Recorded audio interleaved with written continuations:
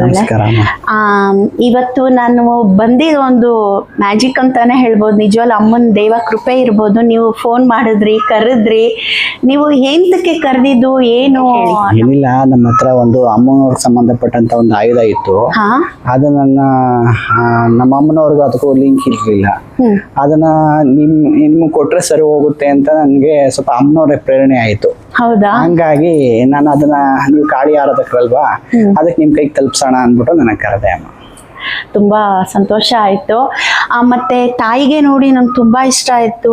ನಮ್ ಕಬ್ಬಾಳಿ ತರಾನೇ ಇದಾರೆ, ಸೇಮ್ ಅವ್ರೆ. ಬಟ್ ಇವ್ರ ವಿಶೇಷ ಒಂದು ವೀಕ್ಷಕರೇ, ಇವ್ರ ವಿಶೇಷ ಒಂದು ತಿಳಿಸ್ಕೊಟ್ರು. ಇಲ್ಲೇ ತುಂಬಾ ಒಂಥರ ಅದ್ಭುತವಾಗಿದೆ. ಅಮ್ಮ ಹೇಗೆ ಕಾಣಿಸಿದ್ರು ಹೇಳಿ ಗುರುಗಳೇ, ಹೇಗೆ ನಿಮ್ಗೆ ಅಮ್ಮ ಇವ್ರ ಬಗ್ಗೆ ನೀವು ಮಶಾನ ಕಾಳಿ ಅಂತ ಏನೋ ಹೇಳಿದ್ರಿ. ಕಬ್ಬಾಳಿ ಅಂದ್ರೆ ಅಮ್ಮನವ್ರ ಮೂಲ ನೆಲೆ ಊರಿಂದ ಹೊರಗಿದೆ. ಅಲ್ಲಿಂದ ಬಂದು ಇಲ್ಲಿ ಅಮ್ಮ ನಿಲ್ಲಿಸ್ಕೊಂಡವ್ರೆ. ಅಲ್ಲಿ ಆ ಕಾಲದಲ್ಲಿ ಹೆಣ ಇಟ್ಟು ಪೂಜೆ ಮಾಡಿ ಎತ್ಕೊಂಡು ಹೋಗ್ತಿದ್ರಂತೆ. 3 ದಾರಿ ಸೇರಿರೋ ಜಾಗ ಕಬ್ಬಾಳಮ್ಮ ಅಂತಾನೆ ಕರೆಯೋದು. ಹಂಗಾಗಿ ಅದೇ ರೂಪದಿಂದ ಸುಮಾರು ದಿನದಲ್ಲಿ ಪ್ರೇರಣೆ ಕೊಟ್ಟು, ಸುಮಾರು ವರ್ಷಗಟ್ಟಲೆ ಪ್ರೇರಣೆ ಕೊಟ್ಟು ಅಮ್ಮ ಬಂದು ಇಲ್ಲಿ ನೆಲೆಸವ್ರೆ. ಹಂಗಾಗಿ ಅದೇ ರೂಪದಲ್ಲಿ ನಾವು ಪೂಜೆ ಪುರಸ್ಕಾರ ಮಾಡ್ತೀವಿ. ಆದ್ರೆ ದೊಡ್ಡ ದೇವಸ್ಥಾನದಂಗೆ ಇಲ್ಲಿ ಅಮ್ಮನವ್ರನ್ನುವೆ ಕಬ್ಬಾಳಮ್ಮನವ್ರು ಅಂತಾನೆ ಎಲ್ಲ ಇಲ್ಲಿ ಕರೆಯೋದು. ಆದ್ರೆ ಅಮ್ಮನವ್ರು ಒಂದೊಂದ್ ಕಡೆ ಕೂತಾಗ ಒಂದೊಂದು ರೂಪ ಇರುತ್ತಲ್ಲ, ಅದೇ ರೀತಿ ಇಲ್ಲೊಂದು ರೂಪ. ಮೂಲ ನೆಲೆ ಇದೆ, ಬಿಟ್ರೆ ನಮ್ದು ಅಮ್ಮನವ್ರು ನೆಲೆಸಿರುವಂತ ಜಾಗ.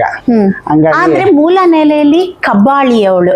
ಓಕೆ, ಈಕೆಯ ವಿಶೇಷ ಏನು ಅಂತ ಅಂದ್ರೆ ಮಶಾನ ಕಬ್ಬಾಳಿ ಇವಳು.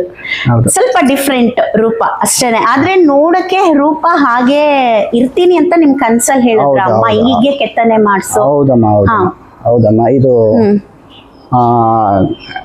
ಗೌಡಗೆರೆ ಚಾಮುಂಡೇಶ್ವರಿ ದೇವಸ್ಥಾನದ ಅರ್ಚಕರು ಗುರುಗಳು ಮಲ್ಲೇಶಣ್ಣವರವರೆಲ್ಲ ಅವರು ನಿಂತು ಇದು ವಿಗ್ರಹನ ಸ್ಥಾಪನೆ ಮಾಡಿ ಕೆತ್ತನೆ ಮಾಡಿಸಿದ್ದು.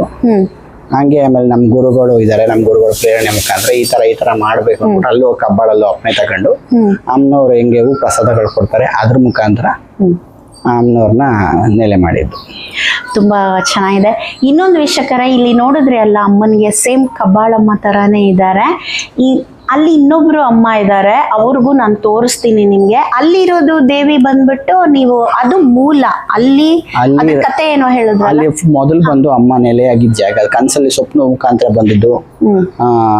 ಅವಳು ಯಾವ ರೂಪದಲ್ಲಿ ಇದ್ದಾಳ ಆ ತರ ಕಾಳಿ ರೂಪದಲ್ಲಿ ಬಂದು ಹೆಣಗಳನ್ನ ತಗೊಂಡೋಗಿ ಕೂತ್ಕೊಂಡ ಜಾಗ ಅದು ಆಗಿಂದ ದೇವ್ರ ಮನೆ ಪೂಜೆ ಮಾಡ್ಕೊ ಬಂದಿದ್ದು. ಅದು ಹೆಣಗಳಂದ್ರೆ ನಿಮ್ಮ ಸ್ವಪ್ನದಲ್ಲಿ ತಾಯಿ ಫುಲ್ ಕಾಳಿ ರೂಪದಲ್ಲಿ ಕಾಣಿಸ್ಕೊಂಡು ತೆಪ್ಕೊ ಬಂದು ಒಂದು ರೂಪದಲ್ಲಿ ತಂದು ಚೆಲ್ಬಿಟ್ಟು ಕೂತ್ಕೊಂಡದ್ದು ಜಾಗ ಅದು. ಅದಕ್ಕೆ ಅದನ್ನೇನು ಅಮ್ಮನ ಆಗಿಂದ ಬಂದು ಸೇರೋ ಜಾಗ ಅಂದ್ಬಿಟ್ಟು ಅದನ್ನ ಟಚ್ ಮಾಡಕ್ ಹೋಗಿಲ್ಲ ನಾವು. ಹೌದಾ? ಅದನ್ನೇ ಇಟ್ಟು ಹಂಗೆ ಪೂಜೆ ಮಾಡ್ತಾ ಇದೀವಿ. ಅಲ್ಲಿ ಆಮೇಲೆ ಅದು ಸ್ವಲ್ಪ ನಮ್ಮ ಮನೆಯವರೆಲ್ಲ ನಮ್ಮ ಅಪ್ಪ ಅವರು ಎಲ್ಲ ಸೇರಿ ಒಪ್ಪಿಗೆ ಕೊಟ್ಟು ಅಮ್ಮನವ್ರಿಗೆ ದೇವಸ್ಥಾನ ಮಾಡೋಣ ಅಂದ್ಬಿಟ್ಟು ನಮ್ಮ ಫ್ಯಾಮಿಲಿ ಎಲ್ಲ ಮಾತಾಡ್ಕೊಂಡು ಅಮ್ಮನವ್ರಿಗೆ ದೇವಸ್ಥಾನ ಮಾಡುದು. ಪಕ್ಕ ನಾವು ಮನೆ ಮಾಡ್ಕೊಂಡು. ಸೊ ಮೊದ್ಲು ಇದು ಮನೇನ ಇದ್ದಿದ್ದು? ನಾವೆಲ್ಲ ವಾಸ ಮಾಡಿದ್ ಮನೆ. ಓ, ಮನೇಲಿ ನೀವು ಮಲಗಿರುವಾಗ ಆತರ ಅಮ್ಮ ಒಳಗಡೆ ಹೋದಾಗ ಕೋಣೆ ಒಳಗಡೆ ನೀವು ಅದನ್ನ ದೇವಾಲಯನೇ ಮಾಡ್ಬಿಟ್ರಿ? ಹೌದಮ್ಮ. ಇಲ್ಲಿ ನಾನು ನೆಲೆಸ್ಬೇಕು ಅಂತ ಅಮ್ಮ ಆಸೆ ಹೇಳಿದಾಗ ಆಯ್ತು ಅಂದ್ಬಿಟ್ಟು ದೇವ್ರಿಗಿಂತ ದೊಡ್ಡದು ಯಾವ್ದು ಇಲ್ವಲ್ಲ ಅಮ್ಮನವ್ರಿಗೆ. ಹೌದು, ನಿಜ. ಆಕೆ ಪ್ರೇರಣೆ ಮಾಡಿದ್ಮೇಲೆ ನೀವು ಮಾಡ್ಲೇಬೇಕಾಗುತ್ತೆ, ಅದು ಖಂಡಿತ ಮಾಡ್ಲೇಬೇಕು. ನಾನು ಸುಮಾರು ದಿನದಿಂದ ಅವ್ರಿಗೆ ಯಾರು ಕೊಡೋದು ಅಂತ ಯೋಚನೆ ಮಾಡಿದ್ರೆ, ಹಂಗಾಗಿ ಅಮ್ಮನೇ ನಿಮ್ ಪರಿಚಯ ಕೊಟ್ರು. ಅಮ್ಮನವ್ರು ಇವ್ರಿಗೆ ಕೊಟ್ರೆ ಸರಿಯದು ಅಂತ ವ್ಯಕ್ತಪಡಿಸಿದ್ರು. ಹಂಗಾಗಿ ನಿಮ್ಗೆ ಕೊಡೋಣ ಅಂದ್ಬಿಟ್ಟು ತುಂಬಾ ಸಂತೋಷ ಆಯ್ತು ಗುರುಗಳೇ. ನಾನು ಇವಾಗ ವೀಕ್ಷಕರೇ ಅದನ್ನ ತಗೊಂಡು ನಮ್ಮ ಕಾಳಿಯಮ್ಮ ಹತ್ರ ಹೋಗ್ತಿದ್ದೀನಿ. ನಮ್ಮ ಕಾಳಿಯಮ್ಮ ಯಾರಂತ ನಿಮ್ಗೆ ಗೊತ್ತಿರೋದೇ ವಿಷಯ.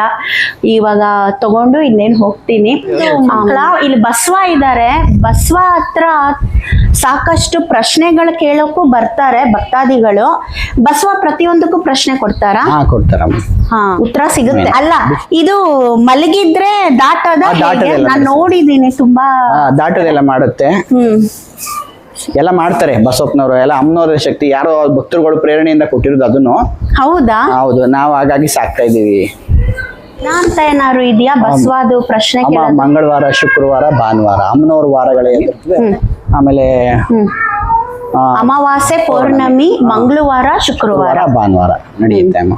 ಇಲ್ಲ ನಿಮ್ಗೆ ಫೋನ್ ಮಾಡಿ ಕೇಳ್ಕೊಂಡ್ ಬರ್ಬೇಕಾ ಭಕ್ತಾದಿಗಳು? ಬಸವಾಗೆ ಪ್ರಶ್ನೆ ಹಾಗೇನಿಲ್ಲ, ಮಾಮೂಲಿ ಎಲ್ಲಾ ಭಕ್ತರುಗಳು ಬರ್ತಾರೆ, ಹಂಗೆ ನಡೀತದೆ. ಫೋನ್ ಮುಖಾಂತರ ಏನ್ ಬರುವಂತದ್ದೆಲ್ಲ ಏನಿಲ್ಲ. 3 ಗಂಟೆ ಮೇಲೆ ಪೂಜೆ ಇರೋದು. 3 ಗಂಟೆ ಮೇಲೆ ಪೂಜೆ ಪುರಸ್ಕಾರ ಮಾಡ್ತೀವಿ.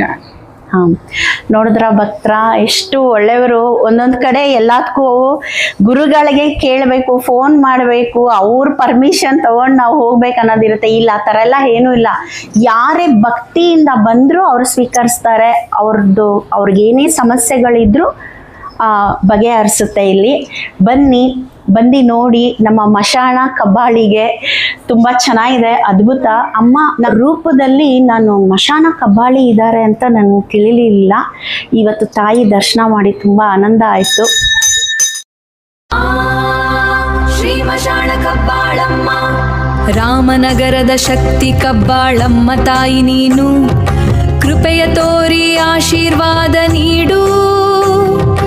ಮಹಾಕಾಳಿಯ ಆಯುಧ ನಿನ್ನ ಅನುಗ್ರಹದ ಫಲ, ಭಕ್ತರ ಪಾಲಿನ ಶಕ್ತಿ. ಜಯ ಜಯ ಕಬ್ಬಾಳಮ್ಮ, ಜಯ ಜಯ ಕಬ್ಬಾಳಮ್ಮ, ಶ್ರೀ ಮಶಾಣ ಕಬ್ಬಾಳಮ್ಮ.